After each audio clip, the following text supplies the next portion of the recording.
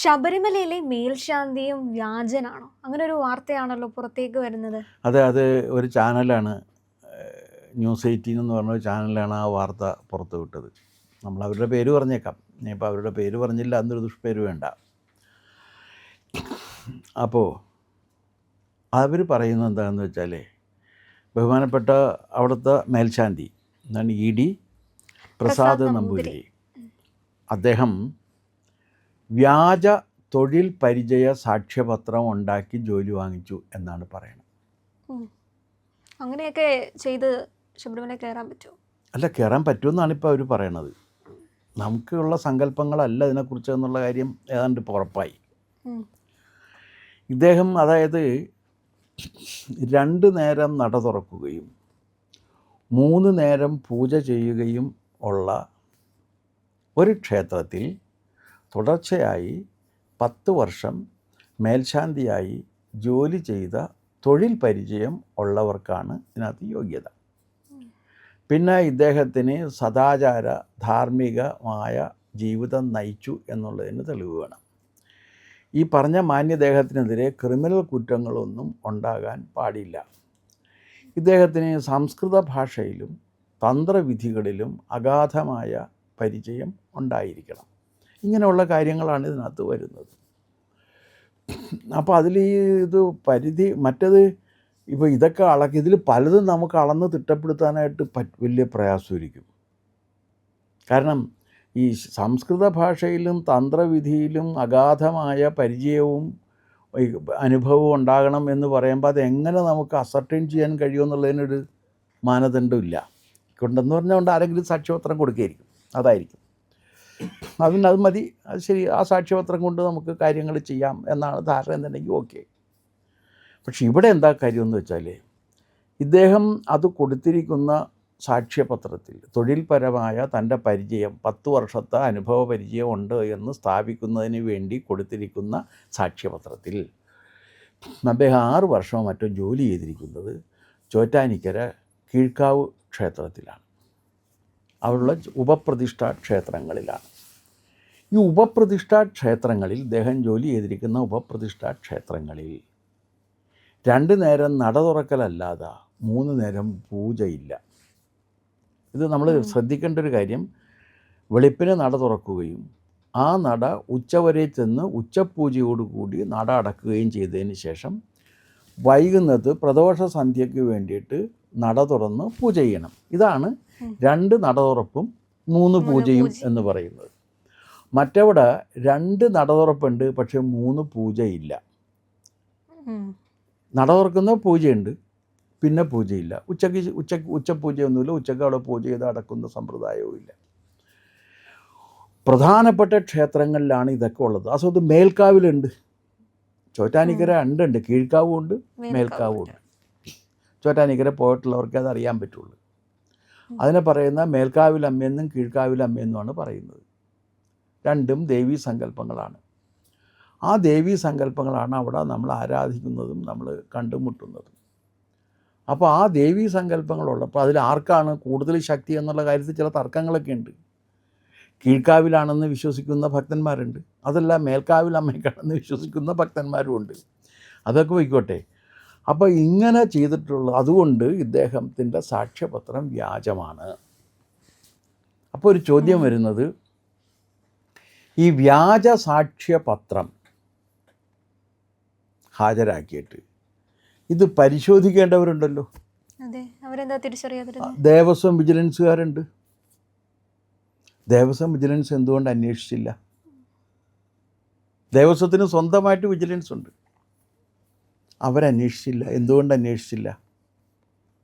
ഈ പശ്ചാത്തലത്തിൽ നമ്മൾ ഒന്നുകൂടി ആലോചിക്കേണ്ടതുണ്ട്. അതെന്താണെന്ന് വെച്ച് കഴിഞ്ഞാൽ, ഇത് തിരഞ്ഞെടുക്കുന്നത് തന്ത്രിയൊക്കെ കൂടിയിട്ടാണ്. നറുക്കെടുപ്പല്ലേ? നറുക്കെടുപ്പാണെങ്കിൽ നറുക്കെടുപ്പിന് വെരിഫിക്കേഷൻ പ്രോസസ്സ് ഉണ്ടല്ലോ. ആ വെരിഫിക്കേഷൻ പ്രോസസ്സിലും ഷോർട്ട് ലിസ്റ്റ് ചെയ്യണമല്ലോ.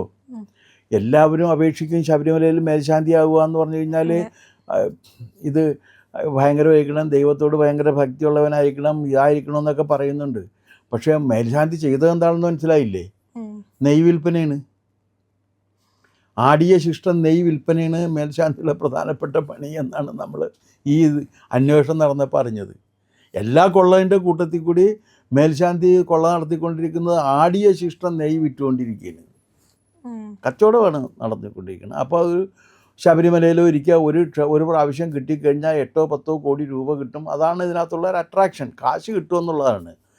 അതിന് പറയുന്ന വാക്കെന്താണെന്ന് വെച്ചാൽ, ഭഗവാൻ അയ്യപ്പസ്വാമി എന്നെ അനുഗ്രഹിച്ച് എനിക്കിങ്ങനെ ഒരു അവസരം തന്ന് സ്വാമിയേ ശരണോ അയ്യപ്പ എന്ന് പറഞ്ഞ് പോയിരുന്നിട്ട് നെയ്യ് വിറ്റ് കാശുണ്ടാക്കിയാണ്. ഇതൊക്കെയാണ് ചെയ്യുന്നത്. അത് പോയിക്കോട്ടെ. പക്ഷെ അതിനെ ഈ വ്യാജരേഖ ചമച്ച് ഇയാൾ ചെയ്യുമ്പോൾ ഇതെന്തുകൊണ്ട് ഇവർ വെരിഫൈ ചെയ്തില്ല? അവിടെയാണ് മുൻ ദേവസ്വത്തിൻ്റെ ചെയർമാൻ പ്രസിഡൻറ്റ് പറഞ്ഞൊരു കാര്യം, ശാന്തിയെ നിർമ്മിക്കുന്നതിലും സ്വാധീനങ്ങളുണ്ടായിരുന്നു എന്ന് പറഞ്ഞു. ദേവസ്വം പ്രസിഡന്റിൽ സ്വാധീനം ചെലുത്താൻ കെൽപ്പുള്ളത് ആരാണ്? ദേവസ്വം മന്ത്രിയുണ്ട്, ദേവസ്വം തന്ത്രിയുണ്ട്. മന്ത്രിയും തന്ത്രിയും കൂടിയാണല്ലോ ഇത് മുഴുവൻ ചെയ്യുന്നത്. കാരണം ഇത് തന്ത്രിയാണ് ഇത് നോക്കേണ്ടത്. ഇയാളുടെ സ്പിരിച്വൽ ക്രെഡിബിലിറ്റി ആര് ടെസ്റ്റ് ചെയ്യണം? തന്ത്രി. അപ്പോൾ അത് തന്ത്രി നോക്കേണ്ടതല്ലേ? തന്ത്രിയും നോക്കിയിട്ടില്ല. അപ്പോൾ ഇതിപ്പോൾ ഇയാൾ മാത്രമാണോ ഇത്തരത്തിൽ വ്യാജ സർട്ടിഫിക്കറ്റ് ഹാജരാക്കി അവിടെ മേൽശാന്തിമാരായിരിക്കുന്നത് എന്നുള്ള കാര്യവും പരിശോധിക്കപ്പെടേണ്ടതാണ്. ഇതിൽ നമ്മൾ കാണേണ്ട ഒരു കാര്യം എന്ന് വെച്ച് കഴിഞ്ഞാൽ, ഈയിടെ അയോധ്യ ക്ഷേത്രം തുടങ്ങിയിട്ട് അധികകാലമായിട്ടില്ല. 200 കോടി അടിച്ചു മാറ്റിയെന്നാണ് കേൾക്കുന്നത്. 200 കോടിയോ 1200 കോടിയാ? 200 കോടി. 200 കോടി അടിച്ചു മാറ്റിയെന്നാണ് കേൾക്കുന്നത്. ഇത്രയും കാലത്തിനുള്ളിൽ എല്ലാ ക്ഷേത്രങ്ങളിൽ നിന്നും അടിച്ചു മാറ്റൽ തുടർന്നു കൊണ്ടേയിരിക്കുകയാണ്. ആ അടിച്ചു മാറ്റലിന് തന്ത്രിയും ശാന്തിയും പിന്നെ ഇതിൻ്റെ കാരായ്മക്കാരും എല്ലാം കൂട്ടു നിൽക്കുകയാണ്. അപ്പോൾ അതുകൊണ്ട് ക്ഷേത്രത്തിന് വേണ്ടിയിട്ട് സമഗ്രമായ ഒരു നിയമനിർമ്മാണം വേണ്ടതാണ്. കൃത്യമായ നിയമം ഉണ്ടാകണം. അത് ഇങ്ങനെ ഒരു അഴകുഴമ്പം മട്ടിൽ ഇതായിരിക്കണം മറ്റേതായിരിക്കണം, 10ാം ക്ലാസ് പാസ്സായിരിക്കണമെന്ന് ഇപ്പോൾ ഒരു വ്യവസ്ഥയുണ്ട്. മുമ്പ് അതുകൊണ്ടായിരുന്നില്ല. ഇപ്പോഴത്തെ വ്യവസ്ഥയിൽ ശബരിമല തന്ത്രിയാകാൻ പോകുന്ന ആൾ 10ാം ക്ലാസ് പാസ്സായിരിക്കണം. പക്ഷേ പല ശാന്തിമാർക്കും നല്ല വിദ്യാഭ്യാസമുള്ളവരും ശാന്തിമാരുടെ കൂട്ടത്തിൽ ഞാൻ കണ്ടിട്ടുണ്ട്. ഹൈലി എഡ്യൂക്കേറ്റഡ് ആയിട്ടുള്ള ശാന്തിമാരെയും ഞാൻ കണ്ടിട്ടുണ്ട്. അതിൽ വളരെ കമ്മിറ്റഡ് ആയിട്ടുള്ളവരും ഒക്കെ ഉണ്ട്. അവരും ഉണ്ട് ഇതിനകത്ത്. അവരുമൊക്കെ നന്നായിട്ട് ജോലി ചെയ്തിട്ടൊക്കെ തന്നെയുണ്ട് വന്നിട്ടുള്ളവരുണ്ട്. പക്ഷേ ഇത്തരത്തിലുള്ള പുഴുക്കുത്തുകൾ ധാരാളം വരുന്നുണ്ട്. വിശേഷിച്ചും പ്രധാനപ്പെട്ട ക്ഷേത്രങ്ങൾ. ഇപ്പോൾ ഏതോ ഇന്നിപ്പോൾ ഒരുത്തനെ അറസ്റ്റ് ചെയ്തിട്ടുണ്ട്. 6 സ്ഥലത്ത് നിന്ന് തിരുവാഭരണം മോഷ്ടിച്ചൊരു നമ്പൂതിരിയെ അറസ്റ്റ് ചെയ്തിട്ടുണ്ട്. ഈ ക്ഷേത്രത്തിലേക്ക് വരുന്ന സ്വത്തിന് ഒരുപക്ഷെ കയ്യും കണക്കും ഉണ്ടാകില്ല. പിന്നെ ഇതിനകത്ത് വേറൊരു പ്രത്യേകതയുണ്ട്. ഭക്തന്മാരിത് കൊടുത്തു കഴിഞ്ഞാൽ തിരിഞ്ഞു നോക്കില്ല. എന്ത് ചെയ്തു എന്ന് ഇവരാരും അന്വേഷിക്കുകയില്ല. ഭക്തന്മാരത് കൊടുത്ത് ഞങ്ങളുടെ പണി കഴിഞ്ഞ് ബാക്കിയുള്ളതൊക്കെ ഭഗവാൻ നോക്കട്ടെ എന്ന് പറഞ്ഞിട്ടാണ്, അല്ലെങ്കിൽ ദേവി നോക്കട്ടെ എന്നും പറഞ്ഞിട്ടാണ് പോകുന്നത്. അതാണ് ഭക്തിയുടെ ഒരു ലക്ഷണം. പക്ഷേ ഇതൊരവസരമായിട്ട് എടുത്തിട്ട് അതിൽ നിന്ന് അടിച്ചു മാറ്റുകയാണ്. ഇപ്പോൾ അയോധ്യയിൽ നോട്ട് എണ്ണുന്ന സമയത്ത് ഇത് TV വർക്ക് ചെയ്തില്ലെന്നാണ് പറയണത്. എന്താണ് അതിൻ്റെ പേര്? ക്ലോസ്ഡ് സർക്യൂട്ട് TV ഉണ്ടായിരുന്നു അവിടെ. ആ ക്യാമറ വർക്ക് ചെയ്തില്ലെന്നാണ് പറയണത്. ഒറ്റ കാര്യമുള്ളൂ, ഇതാരും നിരീക്ഷിക്കുന്നില്ലേ? ഇല്ലേ? കാരണം ഇങ്ങനെ കോടിക്കണക്കിന് രൂപ എണ്ണുന്നതിന് വേണ്ടി സ്റ്റേറ്റ് ബാങ്ക് ഓഫ് ഇന്ത്യയിൽ നിന്ന് ഈ നോട്ട് എണ്ണുന്നതിൽ പരിശീലനവും പരിചയവുമുള്ള ഉദ്യോഗസ്ഥരെ റിക്രൂട്ട് ചെയ്ത് ഇതിന് വേണ്ടി കൊണ്ടുവന്നിട്ടാണ് ഇത് ചെയ്യുന്നത്. അപ്പോൾ ഇത് ഈ അവിടെ CCTV ക്യാമറയും വെച്ചിട്ടുണ്ട്. അപ്പോൾ ഈ CCTV ക്യാമറയും വെച്ച് ഇത് നടക്കുന്ന സമയത്ത് ഏതെങ്കിലും 1-2 ക്യാമറകൾ അവിടെ വർക്ക് ചെയ്യുന്നില്ലെങ്കിൽ അത് നിരീക്ഷിക്കുന്നവർ അറിയേണ്ടതല്ലേ? ക്യാമറ വെറുതെ വെച്ചുകൊണ്ട് പോയേക്കല്ലോ. ഇതൊരാളിരുന്ന് ഇതിനെ സ്ക്രൂട്ടിനി ചെയ്ത് നടക്കുന്നുണ്ടാകാം, കൃത്യമായിട്ട് നോക്കുന്നുണ്ടാകാം, അല്ലെങ്കിൽ നോക്കണം. ഈ 4-5 ബ്രാഞ്ചുകളുള്ള തുണിക്കടക്കാർ, ഞാൻ അത്തരത്തിൽപ്പെട്ടൊരു തുണിക്കട മുതലാളിയുമായിട്ട് സംസാരിച്ചപ്പോൾ, അദ്ദേഹത്തിൻ്റെ ആഫീസിൽ പോയി സംസാരിച്ചപ്പോൾ അദ്ദേഹത്തിൻ്റെ ആഫീസിലൊരു വലിയ സ്ക്രീനിലുണ്ട്. അദ്ദേഹം സംസാരിക്കുമ്പോൾ ഈ സ്ക്രീനിൽ നോക്കിയിരിക്കുകയാണ്.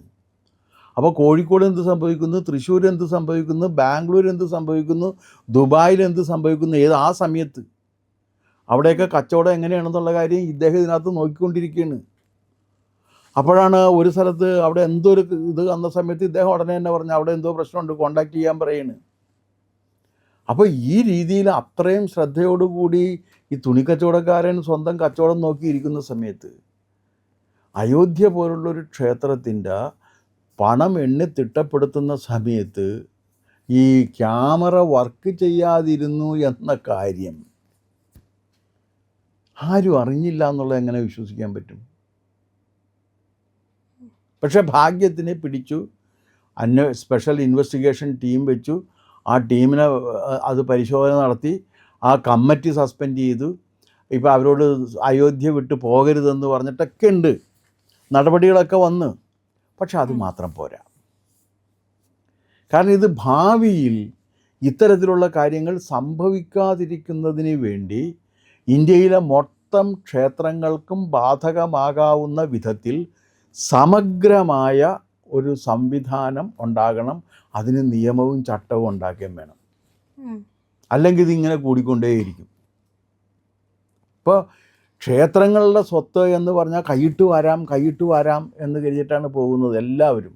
അപ്പോൾ ഈ ഒരു വ്യാജ രേഖകൾ തയ്യാറാക്കിയ ഈ മേൽശാന്തി ആണെങ്കിലും ഈ 2025 ഒക്ടോബറിലാണ് ഇദ്ദേഹത്തിനെ തിരഞ്ഞെടുക്കുന്നത്. അന്ന് മുതൽ ഈ പറയുന്ന രീതിയിൽ നെയ്യ് ഇതൊക്കെ എത്ര രൂപയുടെ മുതലുകൾ വെട്ടിച്ചിട്ടുണ്ട് അതൊക്കെ പരിശോധിക്കണ്ടേ? അതൊക്കെ പരിശോധിക്കണം. അല്ല, കച്ചവടമാണ് അവിടെ നടന്നുകൊണ്ടിരിക്കുന്നത്. ഞാൻ ചോദിക്കട്ടെ, അതിൻ്റെ ഇപ്പുറത്ത് തന്നെ അത് ശബരിമല പോയിട്ടുള്ളവർക്ക് അറിയാൻ പറ്റും. ഇതിനോടനുബന്ധിച്ച് അതിൻ്റെ തെക്ക് ഭാഗത്തായിട്ട് കുറേ മുറികളുണ്ട്. അതിലാണ് ഈ ദേവസ്വം പ്രസിഡൻ്റ് ഇരിക്കുന്നത്, ദേവസ്വം കമ്മീഷണർ ഇരിക്കുന്നത്, തന്ത്രി ഇരിക്കുന്നത്, മേൽശാന്തി ഇരിക്കുന്നത് ഒക്കെ ആ മുറിയിലാണ്. ഇവരാ മുറി വിട്ടു പോവില്ല. കാരണം ആ മുറിയിലേക്ക് ഈ ഭക്തജനങ്ങളിങ്ങനെ വന്ന് ഇവർക്ക് കാശ് കൊടുത്തുകൊണ്ടിരിക്കും. അപ്പോൾ ചെറിയ കുപ്പിയിൽ നെയ്യാക്കിയിട്ട് ഇവർക്ക് കൊടുക്കും. ആടിയ ശിഷ്ടം നെയ്യ് അതിങ്ങനെ എന്നൊക്കെ പറഞ്ഞിട്ട് എടുത്ത് കൊടുക്കും. അവരത് പാവങ്ങൾ ഈ സാധനം മേടിച്ചുകൊണ്ട് പോകും. ഇതെന്തോ സംഭവമാണെന്നും പറഞ്ഞിട്ട്. മലയാളികൾ വളരെ കുറവാണ് അതിൽ പോകുന്നത്. പിന്നെ വലിയ കച്ചവടക്കാർ അങ്ങനെയുള്ളവരൊക്കെ പോയിട്ട് കാശ് കൊടുക്കുള്ളൂ. അപ്പോൾ ഇവരുടെ പ്രധാനപ്പെട്ട പണിയെന്ന് പറഞ്ഞാൽ പിരിവാണ് അവിടെ ഇരുന്നുകൊണ്ട്. ഭഗവാനെ നോക്കി പോകുന്നത്. ഭഗവാന്റെ അടുത്ത് നിൽക്കുന്ന ആൾ എന്ന നിലക്ക് ഭഗവാനെ അറിയാമെന്നാണ് പറയുന്നത്. അതെങ്ങനെയാണ്? അടുത്ത് നിന്നാലും അകന്ന് നിന്നാലും ഭഗവാനെ അറിയുന്നത് ഭക്തനല്ലേ അറിയാൻ പറ്റുള്ളൂ. രണ്ടുപേരെ ആർക്കെങ്കിലും അറിയാൻ പറ്റുമോ? അപ്പോൾ അതുകൊണ്ട് ഈ അമ്പലക്കൊള്ള അവസാനിപ്പിക്കുന്നതിന് വേണ്ടി സമഗ്രമായ നിയമനിർമ്മാണം നടത്താൻ സംസ്ഥാനവും തയ്യാറാകണം. കാരണം സംസ്ഥാനത്തിൻ്റെ അമ്പലങ്ങളുണ്ട്, കേന്ദ്രത്തിൻ്റെ കീഴിലുള്ള അമ്പലങ്ങളുണ്ടെങ്കിൽ ആ കേന്ദ്രത്തിൻ്റെ കീഴിലുള്ള അമ്പലങ്ങളിൽ ഇത് നിയമിക്കുന്നതിന് വേണ്ടി കേന്ദ്രവും തയ്യാറാണ്. വ്യക്തമായ നിയമം വേണം, അക്കൗണ്ടബിലിറ്റി വേണം. അത് ലംഘിക്കുന്നവൻ ക്രൂരമായി ശിക്ഷിക്കപ്പെടുകയും വേണം. വളരെ ക്രൂരമായി തന്നെ ശിക്ഷിക്കപ്പെടണം. എന്തുകൊണ്ട് എന്ന് ചോദിച്ചാൽ ഇവൻ ദൈവത്തിനെയും ചതിക്കുന്നു, ഭക്തനെയും ചതിക്കുന്നു, ജനങ്ങളെയും ചതിക്കുന്നു. അങ്ങനെയുള്ളവന് സംരക്ഷണം കൊടുക്കുന്ന ഒരു നിയമം ഉണ്ടാകാൻ പാടില്ല, ഒരു സംവിധാനവും ഉണ്ടാകാൻ പാടില്ല.